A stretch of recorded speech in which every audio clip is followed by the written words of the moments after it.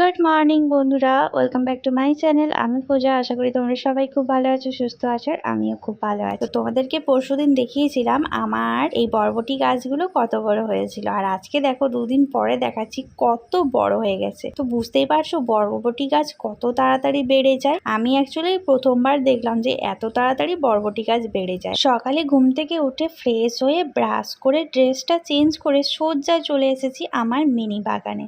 আর সত্যি কথা বলতে যবে থেকে আমি এই গাছগুলো লাগিয়েছি এত ভালো লাগে, সকাল হলেই মনে হয় আগে দরজাটা খুলে আমার গাছগুলোকে দেখি, গাছগুলো কেমন আছে, গাছটা ভালো আছে কিনা। আর ঘুম থেকে ওঠার পর এই সবুজ গাছপালা দেখলে না মনে একটা আলাদা এনার্জি পাওয়া যায়। আর সত্যি কথা বলতে এত ভালো লাগে বন্ধুরা, কি বলবো। আর এই যে দেখো এখন আমি ফুল তুলে নিচ্ছি, যেহেতু আমি ব্রাশ করে ফ্রেশ হয়ে ড্রেসটা চেঞ্জ করে নিয়েছি, ভাবলাম আগে ফুলগুলো তুলে নিই, তারপরে বাকি কাজকর্ম করব। আর ওই যে দেখতে পাচ্ছ আমার উল্টো দিকে পেয়ারা গাছটাতে দেখো নতুন পাতা গজিয়েছি, কত যে ভালো লাগছে দেখতে। যখন রোদের আলো পড়ে না এত সুন্দর লাগে পাতাগুলো, কি বলবো তোমাদের। আর জানো আজকেও ইচ্ছে আছে কিছু গাছের চারা আনতে যাব, অবশ্যই শেয়ার করব তোমাদের। ফুল তোলার কাজ হয়ে গেল, এবারে রান্নাঘরে চলে এসেছি। এসে আমার সকালের ডিউটি তো আমাকে করতেই হবে। আমার চা প্রেমী বর বিছানাতে এখনো শুয়ে আছে।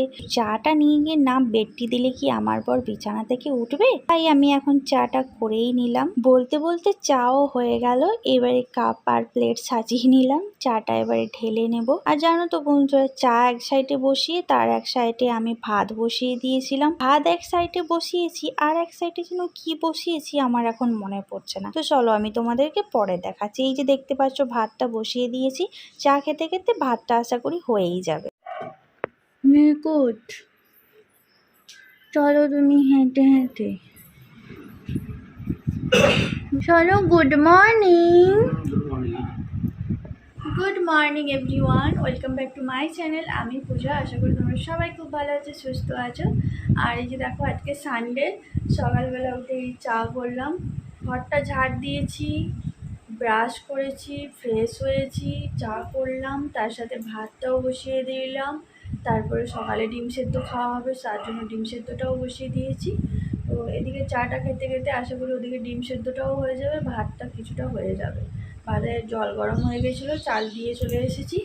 চলো এখন চা আর বিস্কুটটা খাই। আর একজন তো সকাল সকাল উঠেই মুখ একদম মোবাইলে ঠুকে দিয়েছে। আর একটু তাড়াতাড়ি রান্না বান্না করবো, কারণ আজকে একটু ডাক্তারের কাছে যাওয়ারও আছে, তারপরে আর একটা জায়গায়ও যাওয়ারও আছে। ওই জন্য তাড়াতাড়ি একটু রান্না বান্না করে রেখে তারপরে বেরোবো। তো চলো চাটা খেয়ে তারপর তোমাদের সাথে। চা খাওয়া হয়ে গেছে, এবারে চলে এসেছি, ভাতটাও প্রায় হয়ে এসছে। আর তোমাদের দাদাভাই আজকেও আবার বললো যে ম্যাগি খাবো। সানডে হলে কেন জানি না তোমাদের দাদাভাইয়ের কি হয়, ম্যাগি খাওয়ার ঝোঁক ওঠে। আর তখন যে তোমাদেরকে বলছিলাম না যে ভাতের সাথে কি একটা বসিয়েছিলাম, মনে করতে পারছিলাম না, তো এতক্ষণে আমার মনে পড়েছে আমি ওটা ডিম সেদ্ধ বসিয়েছিলাম। চা খাওয়ার সময় তোমাদেরকে বললাম ভাত আর ডিম বসিয়েছি। আর এই যে দেখো ডিম সেদ্ধ হয়েছে, আর ডিমের খোসাগুলো এত পাতলা, কি বলবো বন্ধুরা। সেদ্ধ হওয়ার সময় ওই যে নরম চরণ হয় না, তাতেই দেখছি ফেটে এরকম সাদা অংশ বেরিয়ে যায়। আর এই যে আমার ভাতও হয়ে গেছে, এবারে ফ্যানটা ঝরিয়ে নেব। তো ভাতও হয়ে গেছে, ম্যাগিও হয়ে গেছে, ডিম সেদ্ধ হয়ে গেছে। এখন প্লেটে তোমাদের দাদাভাইয়ের জন্য ম্যাগিটা দিয়ে দিলাম, আর দুটো ডিম সেদ্ধ ছাড়িয়ে ওকে দিয়ে দেবো, আর দুটো ডিম সেদ্ধ আমি খাবো। যদিও আমি একটা খাই, কিন্তু আজকে ভুল করে আমি 4টা ডিম সেদ্ধ করে ফেলেছি। তো ভেবেছিলাম যে ঝোল করব, তারপরে তোমাদের দাদাভাই বললো যে না আমি আজকে দুটো খাবো আর তুমিও দুটো খাবে।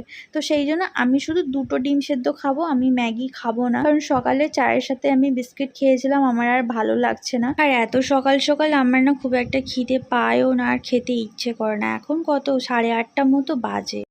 চলো ডিম আর ম্যাগি। কই গো স্বামী, নাও গো স্বামী, গ্রহণ করো। আবার বিছানায় রেখে দিল।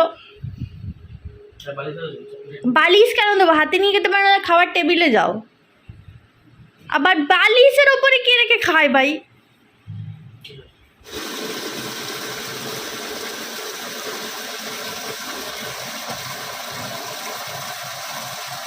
ওখানে তোমাদের দাদাভাইকে খাবার দিয়ে আমি চলে এলাম ফুল গাছগুলোতে একটু জল দিতে। যেহেতু কদিন আগে বৃষ্টি হয়েছিল, তারপরে এই জন্য আর জল দেওয়া হয়নি। আজকে 3 দিন ধরে প্রচন্ড রোদ দিয়েছে, আর এই রোদে পুরো একদম গাছগুলোর অবস্থা খারাপ হয়ে গেছে। যেহেতু মাটিটা ভেজা ছিল, তার জন্য আমি একদম জল দিচ্ছিলাম না, কারণ অতিরিক্ত জল পেলে আবার গাছের গোড়া পচে যাবে, পাতাগুলো দেখছি হলুদ হয়ে যাচ্ছে, তো সেই ভেবে দিচ্ছিলাম না। কিন্তু আজকে দেখছি সকালে যে গাছগুলো খুব ঝিমিয়ে গেছে, ওই জন্য আজকে একটু জল দিয়ে দিচ্ছি।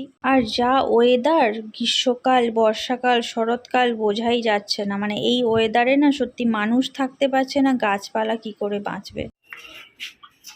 সব গাছগুলোকে কেটে দিচ্ছে এখন। টবগুলো খুব লম্বা লম্বা হয়ে গেছে। এই যে কবে ফুটবে এটা কে জানে বাবু, খালি লম্বাই হয়ে যাচ্ছে।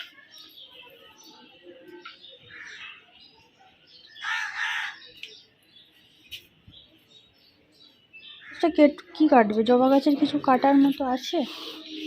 আজকে সেই ওষুধ দিতে হবে। ভিউটা দেখো কত সুন্দর। তো বেরিয়ে পড়েছিলাম ডাক্তারের কাছে যাব আর নার্সারিতে যাব, কিন্তু ডাক্তারের কাছে যাওয়া হলো না। ডাক্তারবাবুর সাথে ফোনেই কথা হয়ে গেছে, উনি বললেন যে আসার দরকার নেই, যা বলার উনি ফোনেই বলে দিয়েছেন। তাই এখন আমরা দুজন বেরিয়ে পড়েছি নার্সারির উদ্দেশ্যে। আর যেহেতু সকালবেলা আমি সেরকম কিছু খাইনি, ডিম সেদ্ধ খেয়েছিলাম আর চা বিস্কুট খেয়েছিলাম, আর বাড়ি থেকে বেরোনোর সময় জলের বোতলটা নিতেই ভুলে গেছি। যেখানে যাই না কেন জলের বোতলটা আমি সঙ্গে নিয়ে যাই, কিন্তু আজকে ভুলে গেছি। তাই বললাম যে একটা জলের বোতল নেবে, তো জলের বোতল আনতে বলেছি, অমনি তোমাদের দাদাভাই একটা ক্রিম রোল নিয়ে চলে এলো। বললো যে শুধু জল খেও না, একটা ক্রিম রোল খাও, কারণ তুমি তো সকালে বাড়িতে কিছুই খাওনি। তো আমি বললাম খুব একটা খিদে পাইনি, পরে খাবো, কিন্তু শুনলো না। তাই অগত্যা যেতে যেতে এই যে দেখতে পাচ্ছ এখন খাচ্ছি বসে বসে। যখনই আসি এগারটা সবসময় পড়ে থাকে, কোনোদিন আজ পর্যন্ত দেখলাম না যে খোলা আছে আমরা বেরিয়ে চলে গেছি।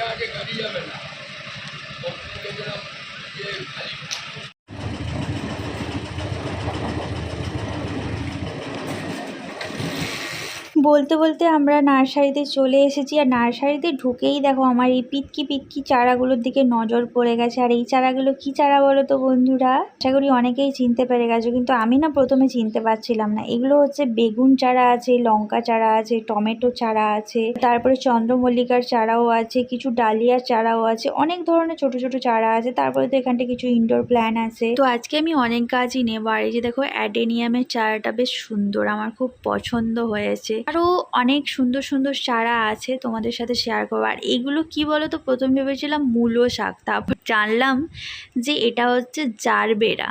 বুঝলে, জারবেরা যে ফুলগুলো তোমরা কেনো সেই চারা। তো একটা একটা চারার দাম বলছিল 190 টাকা করে। তো ইচ্ছে আছে নেওয়ার, তো ভাবছি আজকে নেব না, নেক্সট টাইম এসে নিয়ে যাব। তবে আজকে কি কি নিই সেটাও তোমাদের সাথে শেয়ার করব। প্রথমে একটু নার্সারিটা ঘুরে দেখে নিচ্ছি, কারণ যেহেতু শীতকাল চলে আসছে, তো শীতের অনেক রকমের ফুল গাছ তো পাওয়া যায়, সেগুলো একটু দেখবো। আর আগের বারে যখন এসেছিলাম বন্ধুরা, কত রকমের জবা ছিল, আরো কত ভ্যারাইটির গাছ ছিল, সব ফাঁকা হয়ে গেছে জানো। বর্ষার সময় সবাই যত পেরেছে চারা কিনে নিয়ে চলে গেছে। তো আগে যে চারাগুলো দেখেছিলাম একটাও নেই, সব ফাঁকা। নার্সারি থেকে বাড়িও চলে এসেছি, অনেক গাছ কেনা হয়ে গেছে, অনেক গাছের সার, ওষুধ, খাবার সব নিয়েও চলে এসেছি। আর এই ব্যাগের মধ্যে যে গাছগুলো আছে একটা একটা করে বের করে নিচ্ছি। অলরেডি তোমাদের দাদা ভাই ওখানটায় গাছ লাগানোর জন্য মাটি রেডি করছে। তো কি কি চারা কিনলাম সেটা আমি তোমাদের সাথে পরে শেয়ার করছি, আগে ওর সাথে গিয়ে একটু হেল্প করে দিই, তারপরে তোমাদেরকে দেখাবো কি কি গাছ কিনে। তো যে গাছগুলো লাগানো ছিল সেগুলোকে আবার রিপটিং করা হচ্ছে, কারণ যেহেতু বৃষ্টি হয়েছিল, যে বললাম যদি গোড়ায় জল জমে গেছে, সেই জন্য সব মাটিগুলোকে ঢেলে আবার নতুন করে লাগানো হবে। আর এই যে দেখতে পাচ্ছ এই ওষুধ, খাবার সবই নিয়ে আসা হয়েছে, আর এখন এই যে মাটির সাথে সবকিছু মেশাচ্ছে।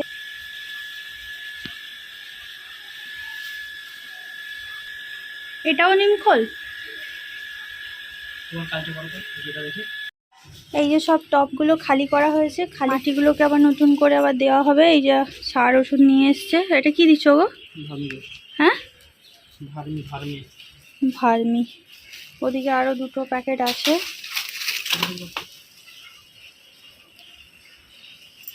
বাবা,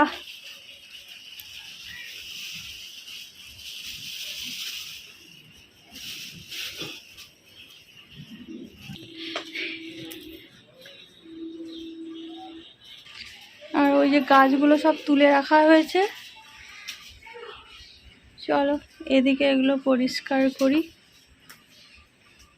বাকি যে দুটো টবে পাথরগুলো দিতে বাকি আছে দিয়ে দিই। এখানে একটা টব আছে, এই যে দেখতে পাচ্ছ সব টবের যে মাটিগুলো সব ঢেলে নতুন করে গাছগুলো আবার লাগানো হয়েছে। সব গাছ নতুন করে লাগিয়ে এখানটায় তুলে দেওয়া হয়েছে। সব টবের জল হালকা হালকা জমে গেছিলো, যার কারণে সব টবগুলো থেকে মাটি ঢেলে আবার নতুন করে নিচে সব পাথর টাথর দিয়ে তারপরে লাগালাম, যাতে জলটা নিচে না ধরে যায়। উপর থেকে মানে হয়ে যাচ্ছে, শুকনো হয়ে যাচ্ছে, কিন্তু নিচে তলাতে হয়ে যাচ্ছে। আর এইদিকে একটা জবা গাছ আর এই যে নয়নতারা গাছটা এখানে রেখেছি, এই যে এখানে এই দুটো রেখে। আর আজকে এই অ্যাডেনিয়াম গাছটা কিনে নিয়ে এসেছি, আমার খুব পছন্দ হয়েছিল তাই নিয়ে এলাম। দেখতে খুবই সুন্দর, তোমরা তো জানো অ্যাডেনিয়াম। আর এই যে বরবটির চারাগুলো ছিল সেগুলোকে এই বড় টবে বসিয়ে দিয়েছি। আর টব শর্ট পড়েছিল তাই ওই রঙের একটা বালতি ছিল সেটাতেই লঙ্কা চারা বসালাম। আর এই যে দেখো 3টে বেগুন চারা নিয়ে এসেছি, 3 রকমের বেগুন চারা, 2টো টমেটো চারা।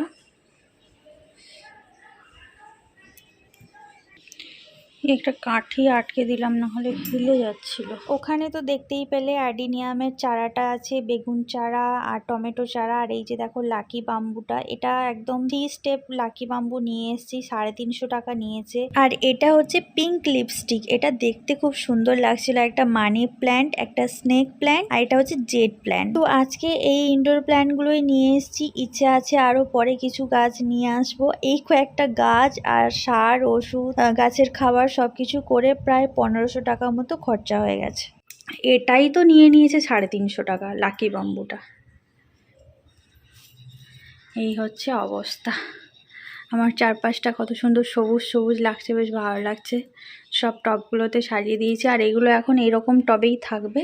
মানে এগুলো তো কেনা অবস্থাতেই এরকম টব আছে, এগুলো যখন একটু বড় হয়ে যাবে তখন আবার কিছু বড় টব কিনে এদেরকে বসিয়ে দেবো মাটি দিয়ে। আপাতত এখন আর মাটি নেই, যেটুকু মাটি ছিল সব চারা বসানো হয়ে গেছে।